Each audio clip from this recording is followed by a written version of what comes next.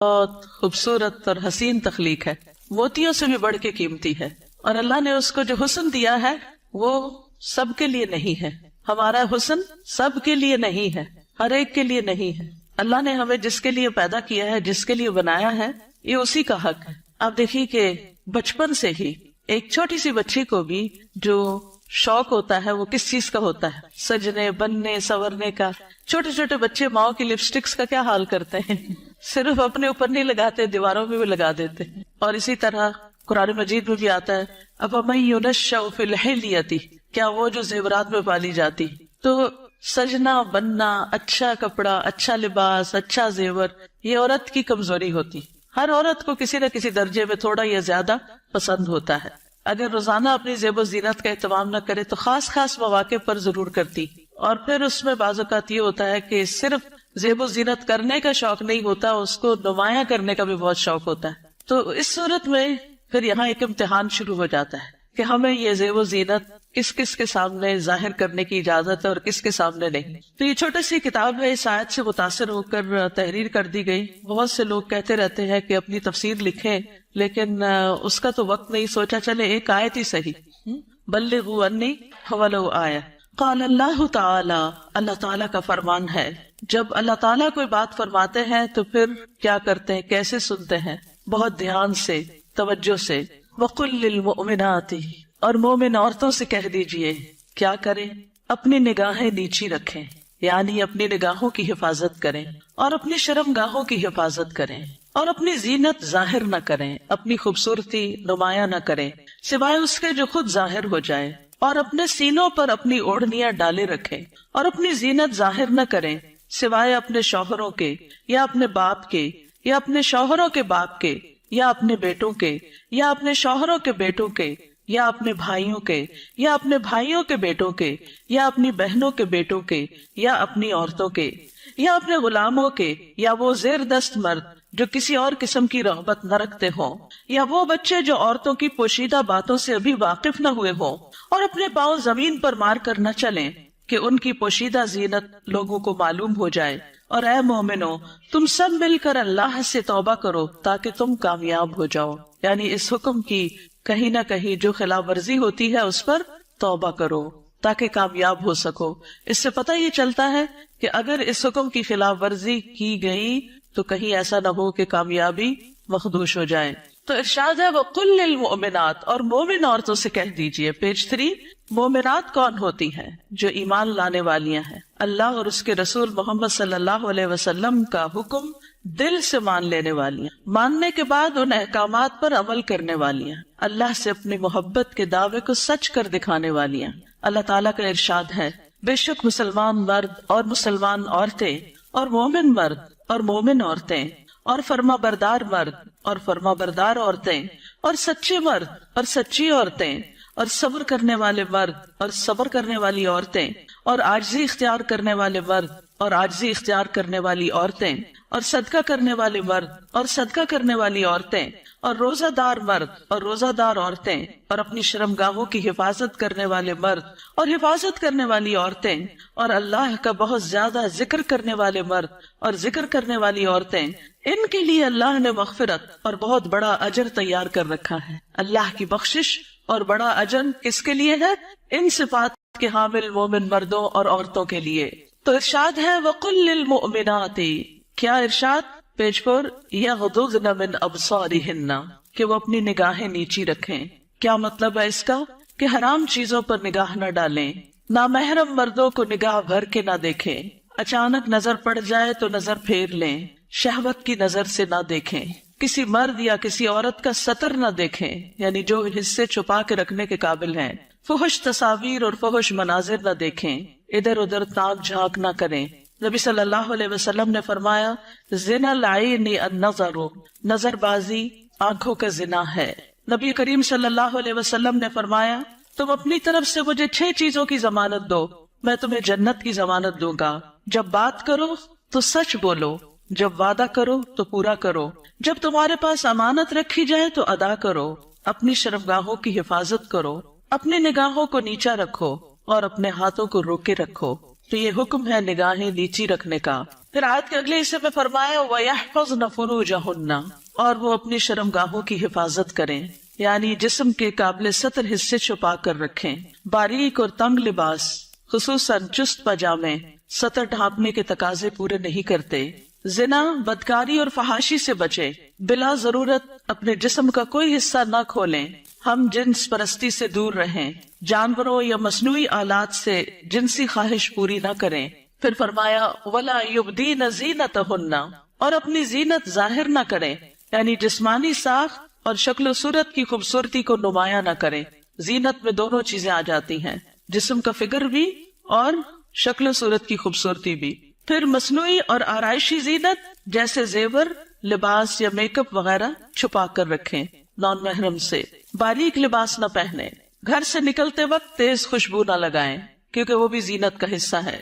رسول اللہ صلی اللہ علیہ وسلم نے فرمایا 2 قسم کے لوگ جہنمی ہیں جنہیں میں نے نہیں دیکھا، وہ لوگ جن کے پاس بیلوں کی دموں کی طرح کے کوڑے ہوں گے جن سے وہ لوگوں کو مارتے ہوں گے، وہ عورتیں جو لباس پہن کر بھی بے لباس ہوں گی، مائل کرنے والیاں، مائل ہونے والیاں، گویا ان کے سر بختی اونٹ کے کوہان کی مانند ہو گئے، یعنی سر خاص طور پر اوپر، سروں کے اوپر مزید بالوں کا جوڑا بنا کے یا اونچے کر کے اس کو اٹھایا ہوا ہو۔ وہ جنت میں داخل نہ ہوگی اور نہ اس کی خوشبو پائے گی، حالانکہ اس کی خوشبو اتنی اور اتنی دور سے آتی ہوگی۔ یہ صحیح مسلم کی روایت ہے۔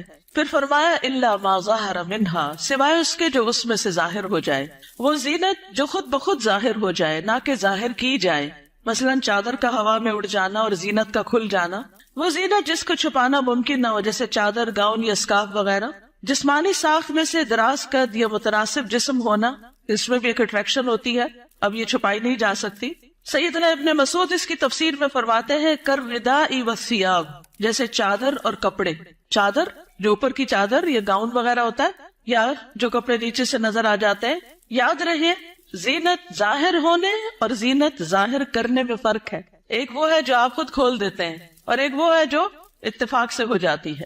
پھر فرمایا وَلْيَضْرِبْنَ بِخُمُرِهِنَّ عَلَى جُيُوبِهِنَّ، اور وہ اپنی اوڑھنیاں اپنے سینوں پہ ڈالے رکھیں۔ خمار یعنی سر کے کپڑے یا دوپٹے سے خواتین سر، بال، کان، گردن اور سینہ ڈھانپ کر رکھیں، کیونکہ کچھ خواتین جب اسکارف پہنتی ہے تو اس کو اتنا زیادہ اس ڈرور کی طرح لپیٹنا شروع کر دیتی ہے کہ وہ بعض اوقات تو گلے کا کچھ حصہ بھی نظر آ رہا ہوتا ہے اور سینہ تو پورا کھل جاتا ہے۔ بعض ایک پلو اوپر کر کے نقاب بنا لیتی ہے، ان کا آدھا سینہ نظر آ رہا ہوتا ہے، یعنی آدھا ڈھانکا ہوا ہوتا ہے، آدھا نمایاں ہوتا ہے، وہ اور زیادہ اٹریکٹیو ہو جاتا ہے، زیادہ توجہ کھینچنے لگتا ہے۔ تو اس لیے اللہ کا حکم ہے کہ عورت اپنے سینے کے حسن کو چھپا کر رکھے مردوں سے، کیونکہ یہ مرد کے لیے ایک فتنہ بن جاتا ہے۔ باریک دوپٹہ جس میں سے بال اور گردن جھلک رہے ہو وہ نہ اوڑھیں۔ زمانہ جاہلیت میں عورتیں پردے کا اہتمام نہیں کرتی تھی، بلکہ جب کوئی عورت مردوں کے پاس سے گزرتی تو اپنے سینے کو کھول کے گزرتی۔ بسا اوقات وہ اپنی گردن، بالوں کی مینڈیاں اور کانوں کی بالیاں تک ننگا کر لیتی تھی۔ کیا گردن، بالوں کی مینڈیاں اور کانوں کی بالیاں، ان کو نکال لیتی تھی۔ اب بھی آپ نے دیکھا ہوگا بعض اسکارف اس طرح پہنتے کہ کانوں کا زیور باہر لٹک رہا ہوتا ہے۔ لہٰذا اللہ تعالیٰ نے مومن عورتوں کو حکم دیا کہ وہ ایسے مواقع پر پردے کا اہتمام کریں۔ سیدہ عائشہ فرمایا کرتی تھی جب یہ آیت نازل ہوئی وَلْيَضْرِبْنَ بِخُمُرِهِنَّ عَلَى جُيُوبِهِنَّ، تو ان سب نے اپنے تہ بندوں کو کناروں سے پھاڑ کر ان کی اوڑھنیاں بنا لی، یعنی جو نیچے تہ بند ہوتا ہے نا، جو نیچے پہنتے ہیں شلوار کی طرح، تو انہوں نے کیا کیا کہ اور اگر کپڑا نہیں ملا سر کا اس طرح چادر بنانے والا تو انہوں نے انہیں کو ہی ذرا صحیح کر کے، یعنی اس کے کنارے وغیرہ کاٹ کے اس کو چادر کی شکل دے دی۔ پھر فرمایا وَلَا يُبْدِينَ زِينَتَهُنَّ إِلَّا، اور وہ اپنی زینت ظاہر نہ کرے مگر اپنے شوہروں کے لیے۔ آگے آ رہا ہے پسندیدہ اور مطلوب ہے کہ شوہر کے سامنے ہر طرح کی زینت کا اظہار کریں، سارا شوق یہاں پورا کریں، ٹھیک ہے۔ عورت اپنے شوہر کے سامنے حد درجہ اظہار زینت کر سکتی، جتنی کرنا چاہے کرے، جو کہ کسی دوسرے کے سامنے نہیں کر سکتے۔ یا اپنے باپوں کے لیے، باپوں میں کون کون آتے ہیں؟ باپ، دادا، پردادا، نانا، پرنانا، اوپر تک آبا و اجداد جو بھی ہوں۔ رسول اللہ صلی اللہ علیہ وسلم نے ایک نیک عورت کے بارے میں فرمایا بہترین عورت وہ ہے کہ جب تم اسے دیکھو تو تمہیں خوش کر دے۔ تو شوہر کس طرح خوش ہوگا جب آپ اچھے کپڑے پہنیں گے، اچھا لباس کے ساتھ اچھا زیب و زینت، زیور، میک اپ وغیرہ میں ہوں گے۔ لیکن بہت سی خواتین گھر میں تو کھانا پکاتے پکاتے کپڑوں میں اس قدر کھانے کی اسمیل آ جاتی ہے اور کچن میں پسینے سے برا حال ہو جاتا ہے، اور پھر جب شوہر گھر آتا تو اسی حال میں استقبال کرتا، اور پھر جب شوہر کو کھانا وغیرہ دے کے فارغ ہو کے جب اپنی سہیلی یا کہ بازار جانا ہوتا ہے تو نہا دھو کے میک اپ وغیرہ کر کے نکل جاتی ہے، کیونکہ اب شوہر آ گیا گھر میں، وہ بچے سنبھالے گا، ہم ذرا آؤٹنگ پہ جائیں۔ تو یہ بالکل الٹ ہے اس حکم کے جو ہمیں دیا گیا۔ فرمایا بہترین عورت وہ ہے کہ جب تم اسے دیکھو تو تمہیں خوش کر دے، جب تم اسے کوئی حکم دو تو تمہاری اطاعت کرے، اور تمہاری غیر موجودگی میں اپنے نفس اور تمہارے مال کی حفاظت کرے۔ یا اپنے شوہروں کے باپ کے لیے، شوہر کا باپ جیسے سسر، شوہر کا نانا، شوہر کا دادا، شوہر کا پرنانا، شوہر کا پردادا، اوپر تک آباء و اجداد۔ یا اپنے بیٹوں کے لیے، بیٹوں میں بیٹے، پوتے، پڑپوتے، نواسے، پڑنواسے، نیچے تک سب آ جاتے ہیں۔ یا اپنے شوہروں کے بیٹوں کے لیے، شوہر کے پوتے، شوہر کے نواسے، نیچے تک، یعنی ستیلے بیٹے بھی، اس میں شوہر کے بیٹے اور ان کے آگے بچوں کے بچے بھی سب آ جاتے ہیں۔ یا اپنے بھائیوں کے لیے، سگے بھائی، ستیلے بھائی، رضائی بھائی، تینوں اس میں شامل ہیں۔ یا اپنے بھائیوں کے بیٹوں کے لیے، سگے بھائیوں کی اولاد، ستیلے بھائیوں کی اولاد، رضائی بھائیوں کی اولاد، یعنی بھتیجے، بھتیجوں کے بیٹے، پوتے وغیرہ۔ یا اپنی بہنوں کے بیٹوں کے لیے، سگی بہنوں کی اولاد، ستیلی بہنوں کی اولاد، رضائی بہنوں کی اولاد، یعنی بھانجے، بھانجوں کے بیٹے، پوتے وغیرہ۔ یا اپنی عورتوں کے لیے، قابل اعتماد اور باکردار عورتیں۔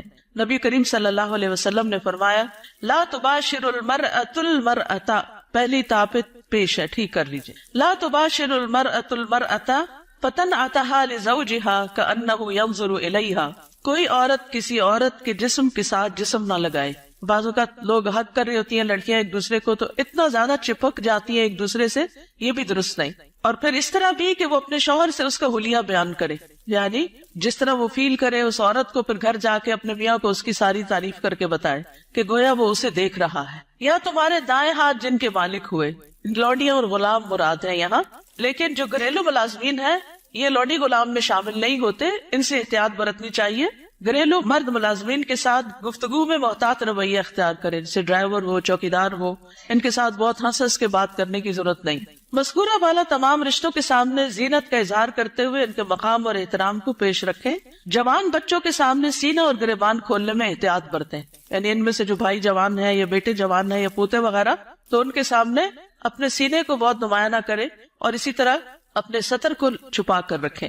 سیدنا انس بیان کرتے ہیں کہ نبی کریم صلی اللہ علیہ وسلم فاطمہ رضی اللہ تعالی عنہا کے لیے غلام لائے جو آپ نے ان کو ہبہ کر دیا۔ انس رضی اللہ عنہ نے کہا کہ فاطمہ پر اس وقت ایسا کپڑا تھا جب وہ اسے اپنے سر پر اوڑھتی تو ان کے پاؤں تک نہ پہنچتا، جب وہ اسے اپنے پاؤں چھپاتی تو سر پر نہ رہتا۔ یاد رکھیے وہ پاؤں بھی چھپا رہی تھی۔ جبکہ نبی کریم صلی اللہ علیہ وسلم نے ان کی یہ الجھن دیکھی تو فرمایا بے شک تمہارے لیے کوئی حرج نہیں، تمہارے سامنے صرف تمہارے والد اور تمہارا غلام ہے۔ اس غلام کا نام عبداللہ بن مسعدہ تھا، یہ فزاری تھے، سخت سیاہ فام۔ سیدہ فاطمہ نے انہیں پرورش کر کے آزاد کر دیا تھا رضی اللہ تعالی عنہا۔ اب التابعین غیر اولی الاربۃ من الرجال، یا پیروی کرنے والے غیر حاجت مند مرد، یعنی یہ کون سے مرد ہیں جن سے پردے میں نرمی اختیار کی جا سکتی ہے؟ نکاح کی حاجت نہ رکھنے والا۔ بعض ہوتے ہیں بچپن سے خاندانوں کے ساتھ لگ جاتے ہیں اور وہ پوری زندگی ایک بچوں کی طرح ہی ساتھ ہوتے ہیں، اور پھر بڑھاپے کی عمر میں ان کا کوئی اور ٹھکانہ نہیں ہوتا، تو وہ یعنی کہ گھروں میں اگر ہوتے ہیں ان کو گھر کی جو لڑکیاں ہیں وہ اپنی بیٹیوں کی طرح ہی ہوتی ہیں، اور ویسے بھی انہیں شادی کا کوئی شوق نہیں ہوتا۔ عورتوں سے رغبت نہ رکھنے والا، بدھو قسم کا، بے وقوف بدھو جس میں شہوت نہ ہو، بالکل بوڑھا۔ بعض اوقات ایسے بچے ہوتے ہیں نا، اسپیشل بچے کے جن کو کوئی مینٹلی ان کو کوئی سمجھ نہیں ہوتی، جنسی خواہشات سے آری، مخنث اور ہجڑے جن میں کوئی شہوت نہ ہو، یہ یاد رکھیے، کیونکہ بعض ہجڑے جو ہیں ان کے اندر سب کچھ ڈیولپڈ ہوتا ہے۔ لیکن ان افراد کے سامنے زینت کا اظہار کرتے ہوئے بھی احتیاط کا دامن نہ چھوڑیں، پھر بھی محتاط رہیں۔ غیر اولی الاربہ سے مراد وہ بے خبر ہے جس میں شہوت نہ ہو، یہ سیدنا ابن عباس کا قول ہے۔ اب الطفل الذین لم یظہروا علی عورات النساء، یا وہ بچے جو عورتوں کی چھپی ہوئی باتوں سے ابھی واقف نہیں ہوئے۔ نابالغ بچے جن کا جنسی شعور بیدار نہ ہوا ہو، جو کم عمری کی وجہ سے عورتوں کے حالات اور مخصوص اوصاف سے واقف نہ ہو، جن کو کوئی سمجھ نہ ہو پیریڈز کیا ہوتے ہیں، اور یعنی ابھی ان کی عورتوں سے متعلق جو خاص باتیں ان کو سمجھ نہ ہو۔ ابن کثیر کہتے ہیں جب بچہ بالغ ہو یا بلوغت کے قریب ہو اور ان چیزوں کو جانتا پہچانتا ہو، بدصورت اور خوبصورت عورت میں تمیز کر سکتا ہو۔ اگر جس دن بچہ یہ کہ نا ماما وہ بہت خوبصورت ہے، تو اسے عورتوں کے پاس نہ آنے دیا جائے۔ یہ ابن کثیر کی تفسیر ہے۔ کسی خاص عمر کی یہاں قید نہیں، بچے کی سمجھ کے مطابق احتیاط سے کام لیتے ہوئے زینت کا اظہار کریں۔ لیکن افسوس ہوتا ہے ان خواتین پر جو اچھے بھلے جوان لڑکوں کو گلے لگا لیتی ہیں یا ان کے سر پہ ہاتھ پھیرنے لگتی ہیں یا ہاتھ ملانا شروع کر دیتی ہیں، یہ بھی اس حکم کے منافی ہے، چاہے بچپن سے اس بچے کو آپ نے پالا ہی کیوں نہ ہو۔ وَلَا يَضْرِبْنَ بِأَرْجُلِهِنَّ لِيُعْلَمَ مَا يُخْفِينَ مِنْ زِينَتِهِنَّ، اور وہ اپنے پاؤں مارتی ہوئی نہ چلیں کہ جو وہ اپنی زینت میں سے چھپاتی ہیں اس کو جان لیا جائے، یعنی مردوں کو متوجہ کرنے والی چال نہ چلیں، یعنی چلتے ہوئے بھی ایک وقار کا خیال رکھیں، جھنکار والی پازیب نہ پہنے، یعنی پاؤں کا زیور ایسا کہ جو چن چن کرے اور بازار میں دوسروں کو متوجہ کرے وہ نہیں پہنے، باہر گھر میں پہن سکتے ہیں۔ آواز پیدا کرنے والا جوتا استعمال نہ کرے، یعنی جسے بہت ہائی ہیل پہن کے پھر وہ ٹک ٹک ٹک سے سب متوجہ ہو جاتے ہیں، اس سے بھی بچیں۔ تیز خوشبو استعمال نہ کریں۔ ابن کثیر کہتے ہیں اس ممانعت میں ہر وہ چھپی ہوئی زینت داخل ہے جو حرکت کرنے سے ظاہر ہو جائے۔ اسی ضمن میں عورت کو خوشبو لگا کر باہر نکلنے سے بھی منع کیا گیا ہے کہ لوگ اس کی خوشبو محسوس کریں۔ زمانہ جاہلیت میں رواج تھا کہ عورت جب راستے میں چلتی اور اس نے پاؤں میں پازیب پہنی ہوتی جس کی آواز سنائی نہ دیتی تو وہ اپنے پاؤں زمین پر اس طرح مارتی جس سے مردوں کو پازیب کی جھنکار سنائی دیتی، تو اللہ تعالیٰ نے مومن عورتوں کو ایسا کرنے سے منع کر دیا۔ نبی کریم صلی اللہ علیہ وسلم نے فرمایا ہر آنکھ زنا کرتی ہے، اور عورت جب خوشبو لگا کر کسی مجلس سے گزرتی ہے تو وہ ایسی اور ایسی ہے، یعنی زانیہ ہے۔ تو اس لیے خوشبو کے معاملے میں بھی احتیاط برتیں، ایسی خوشبو نہ لگائے کہ جو پھیل رہی ہو، خصوصاً اگر آپ بازار سے ہو کر گزر رہے ہیں یا مردوں کے ساتھ آپ کا کسی بھی طرح کا کوئی انٹریکشن ہے یا گھر میں کوئی ایسا رشتہ دار ہے کہ جو محرم نہیں ہے۔ وَتُوبُوا إِلَى اللَّهِ جَمِيعًا أَيُّهَا الْمُؤْمِنُونَ لَعَلَّكُمْ تُفْلِحُونَ، اور اے مومنو سب کے سب اللہ کی طرف توبہ کرو تاکہ تم فلاح پاؤ۔ اس میں پچھلے گناہوں پر ندامت کا اظہار کریں، یعنی اللہ تعالیٰ کے سامنے آئندہ گناہ نہ کرنے کا عہد کریں، اپنی اصلاح کی ہر ممکنہ کوشش کریں، ان لغزشوں اور غلطیوں سے توبہ کریں جو پردے کے معاملے میں اب تک ہوتی رہیں، آئندہ زندگی کے لیے اپنے طرز عمل کی اصلاح ان ہدایات کے مطابق کر لیں جو اللہ اور اس کے رسول صلی اللہ علیہ وسلم نے دی ہیں۔ اللہ تعالیٰ کا ارشاد ہے وَهُوَ الَّذِي يَقْبَلُ التَّوْبَةَ عَنْ عِبَادِهِ وَيَعْفُو عَنِ السَّيِّئَاتِ وَيَعْلَمُ مَا تَفْعَلُونَ، اور وہی ہے جو اپنے بندوں کی توبہ قبول کرتا ہے اور ان سے درگزر فرماتا ہے، اور وہ جانتا ہے جو تم عمل کرتے ہو۔ دیگر محارم حقیقی چچا اور ماموں بھی محرم ہیں، کیونکہ بھتیجی اور بھانجی سے نکاح نہیں کیا جا سکتا۔ رضاعی رشتے بھی نسبی رشتوں کی طرح محرم ہیں، ان کے سامنے بھی زینت کا اظہار جائز ہے۔ اللہ تعالیٰ کا ارشاد ہے تم پر تمہاری مائیں اور تمہاری بیٹیاں اور تمہاری بہنیں اور تمہاری پھوپھیاں اور تمہاری خالائیں اور بھائی کی بیٹیاں اور بہنوں کی بیٹیاں حرام کر دی گئی ہیں۔ رسول اللہ صلی اللہ علیہ وسلم نے فرمایا بے شک اللہ نے رضاعت سے بھی ان رشتوں کو حرام کر دیا جن کو نسب سے حرام کیا گیا۔ حجاب مسلمان عورت کی شناخت ہے، مسلمان عورت حجاب سے پہچانی جاتی ہے، وہ دوسروں سے الگ ہو جاتی ہے۔ اللہ تعالیٰ کا ارشاد ہے اے نبی اپنی بیویوں اور بیٹیوں اور مومن عورتوں سے کہہ دیجئے، بیویاں بیٹیاں اور مومن عورتیں سب کی سب وہ اپنے چادروں کے پلو اپنے اوپر لٹکا لیا کریں، اس طرح زیادہ توقع ہے کہ وہ پہچان لی جائیں، یعنی حجاب کی وجہ سے پہچان لی جائیں، نہ کہ حجاب اتار کے پہچان لی جائیں۔ حجاب اتار کے تو ایک عورت عام عورت کی طرح لگے گی نا، تو ایذا نہ دی جائیں، اور اللہ بہت بخشنے والا بے حد رحم کرنے والا ہے۔ یہ ایذا کون سی ہے؟ سیکشل ہراسمنٹ، کہ جب عورت کسی مرد کو اٹریکٹ کرتی ہے تو پھر وہ اس کے پیچھے آتا ہے اور اس کو نقصان دینا چاہتا ہے۔ مردوں سے بھی خطاب کیا گیا۔ نظر اور شرمگاہ کی حفاظت کا حکم صرف عورتوں کے لیے نہیں بلکہ مردوں کے لیے بھی ہے۔ اللہ تعالیٰ کا ارشاد ہے مومن مردوں سے کہہ دیجئے اپنی نگاہیں نیچی رکھیں اور اپنی شرمگاہوں کی حفاظت کریں، یہ ان کے لیے پاکیزہ تر ہے، بے شک اللہ خبر رکھنے والا ہے اس کی جو وہ کرتے ہیں۔ یعنی اللہ سبحانہ وتعالیٰ کو سب پتا ہے کہ وہ نگاہیں نیچی رکھتے ہیں یا نہیں رکھتے۔ سیدنا جریر بن عبداللہ سے روایت ہے، وہ کہتے ہیں میں نے رسول اللہ صلی اللہ علیہ وسلم سے اچانک نظر پڑ جانے کے بارے میں سوال کیا تو آپ صلی اللہ علیہ وسلم نے مجھے حکم دیا کہ میں اپنی نظر پھیر لوں، یعنی اگر کسی عورت پر نظر پڑ جائے تو پھر اس کو دوسری طرف پھیر لوں۔ نظر کی حفاظت دراصل شرمگاہ کی حفاظت ہے۔ جس نے اپنی نظر کو آزاد چھوڑ دیا اس نے اسے ہلاکت کے گڑھے میں ڈال دیا، اور نظر ہی عام حادثات کی اصل ہے جو انسان کو پہنچتے ہیں۔ یہ ابن القیم کا قول ہے. نگاہ نیچی رکھنے کے فوائد کیا ہیں؟ یہ بھی ابن القیم کا قول ہے محبت کی حقیقت اور اس کے تقاضے کتاب میں.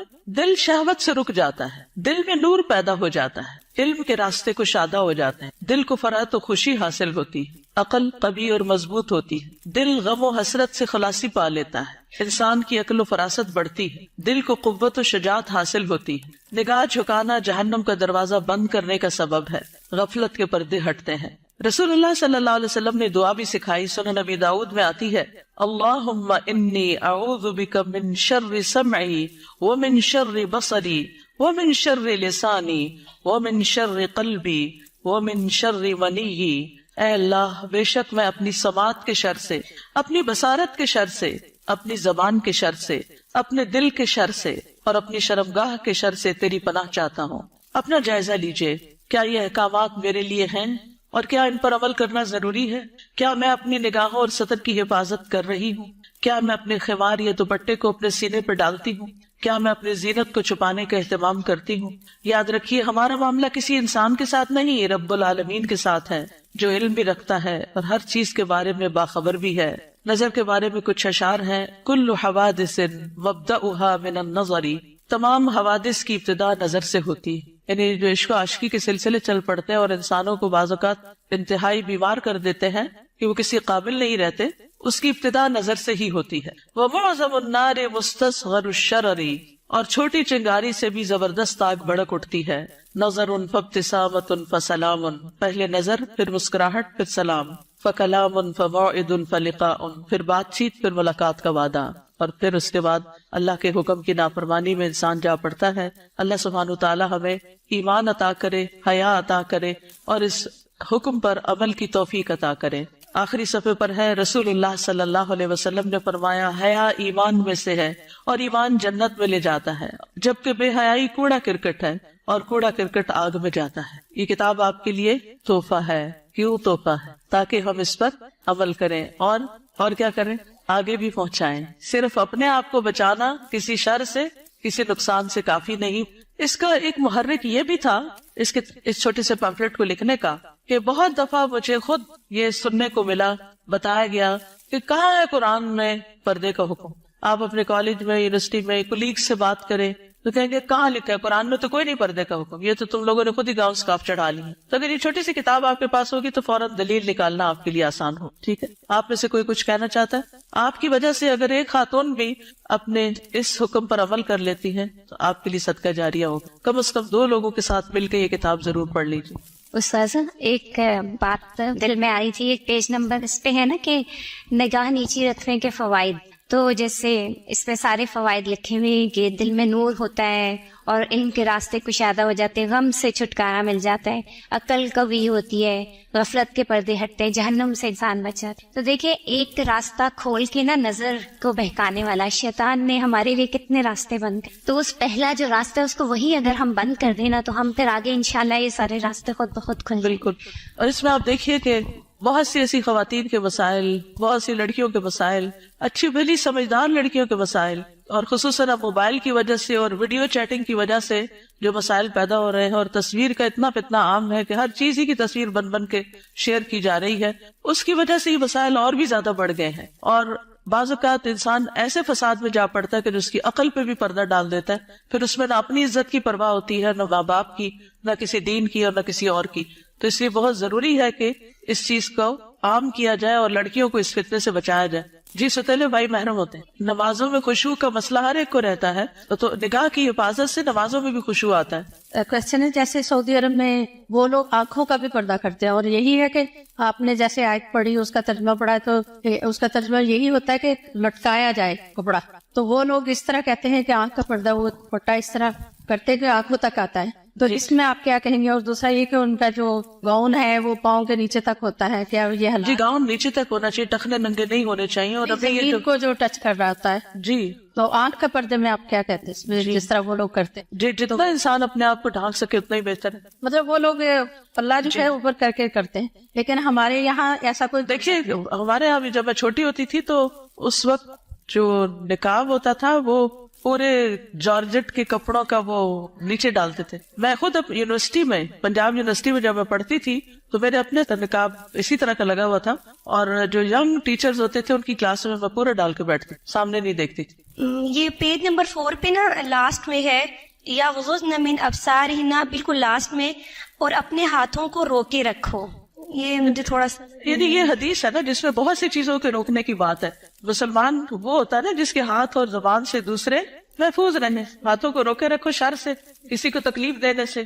خاص طور پر عورتوں کو سوچنا چاہیے اس موقع پر. چلے آپ نے ہاتھ کا ذکر کر ہی دیا، وہ مائیں اللہ کو کیا حساب دیں گی جو بات بے بات پر اور شوہر سے بھی ناراضگی اور کسی اور کے ساتھ بھی جو انبن ساس کا بھی غصہ سارا بچوں پہ نکالتی، بات بات پہ بچوں کی پٹائی کرتی. آج ہی ایک بچی نے مجھے تقریباً 7 منٹ کا میسج بھیجا جس میں رو رو کے وہ ذکر کر رہی تھی کہ میں بچپن سے اپنی ماں سے کس طرح پٹتی آ رہی ہوں، کہ اگر اس کے ہاتھ میں ڈنڈا ہے تو اس نے ڈنڈا مار دیا، ہتھوڑی ہے تو ہتھوڑی مار دی، دیگچا ہے تو دیگچا مار دیا، اور چھوٹی موٹی گالیاں بھی نہیں. اگر ہم کسی وجہ سے اوپر چڑھ گئے تو کہا طوائف ہو تم بھی کوٹھے پہ بیٹھو گی. اور اس قدر غلیظ لینگویج کہ میں پریشان ہوگی سن کے کہ ہمارے مسلمان معاشرے میں ایسی مائیں بھی ہے. تو یہ ہے ہاتھوں کو روکنے کا مطلب کہ جس پر ہاتھ چلانے کا بس چلتا ہو اس سے اپنے آپ کو روک کے رکھے. چھوٹی چھوٹی باتوں میں بال کھینچ دینا، کان مروڑ دینا، ہاتھ مروڑ دینا، دھکا دے دینا، اٹھا کے پٹخا کے بچے کو پھینکنا، اس سب کا حساب دینا ہوگا. یہ ظلم کی بدترین قسم ہے اور اس سے پرہیز کرنا چاہیے. چلیے آج کے دن سیٹرڈے کو ہم فقہ القلوب پڑھتے ہیں، اور میرا بالکل دل نہیں چاہتا کہ ہم فقہ القلوب کو چھوڑ دیں، کیونکہ اس کتاب سے میں نے بہت کچھ سیکھا ہے اور یہ بہت زیادہ ایمان کو بڑھانے والی ہے. تو برکت کے لیے تھوڑا سا آپ سب کے ساتھ بھی شیئر کرتی ہوں تاکہ آپ بھی اس کو شروع کر لیں، کیونکہ فقہ القلوب جو ہے وہ قلب سے تعلق رکھتی ہے، اور جب تک قلب کی اصلاح نہ ہو تو باقی اعضاء کی